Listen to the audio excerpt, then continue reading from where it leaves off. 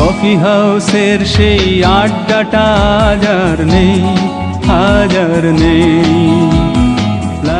প্রবোধচন্দ্র দে নামে শিশুটির জন্মে 1919 সালের আজকের দিন 1 মে কলকাতায়। কবি কবি চেহারা, কাঁধেতে ঝোলানো ব্যাগ, মুছে যাবে অমলের নাম। এ ছিল শ্রমের আরাধনা করার এক দিবস খচিত প্রহর। এর সারার্থ মিথ্যে হয়নি। ধ্রুপদী সঙ্গীতে দক্ষতা থাকলেও মান্নাদের গান বিস্তৃত হয়ে আছে শ্রমিক সহ সর্বজনের হৃদয়ে। হাটে মাঠে গঞ্জে গাঁয়ে সবাই স্বাদ নেন সে সুরের। মন ভাঙাদের কাছে মান্না দে বরণীয় হয়ে আছেন এখনো।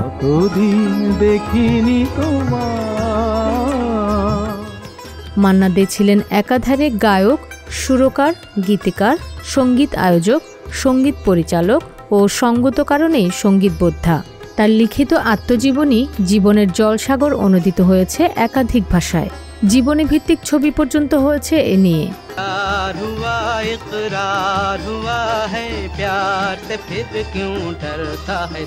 94 বছরের জীবনে মান্না দে স্বীকৃতি পেয়েছেন অনেক। ভারত সরকারের দেওয়া পদ্মভূষণ, পদ্মবিভূষণ, পদ্মশ্রী সবই আছে তার ঝুলিতে। 1985 সালে মান্না দে ফ্রান্স সরকারের দেওয়া বিশেষ সম্মাননা পুরস্কার অর্জন করেন। সঙ্গীতে অবদান রাখায় কেমব্রিজ বিশ্ববিদ্যালয়ের সম্মাননা পর্যন্ত অর্জন করেছেন তিনি।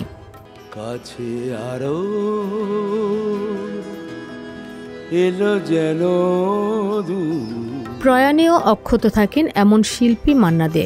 2013 সালে চলে যাওয়ার পর বহুভাবে চর্চিত হয়েছে তার গাওয়া গান। একালের তারুণ্য মানে তাকে। বিপুল রকম রিমিক্স আর ম্যাশআপ চলছে মান্নাদের গাওয়া গান নিয়ে। নিশ্চিতভাবে বলা যায় তা চলবে অনাগত ভবিষ্যতেও। তাই সঙ্গীতে মান্না দে আছেন নিরন্তর জেগে থাকা নক্ষত্রের মতন।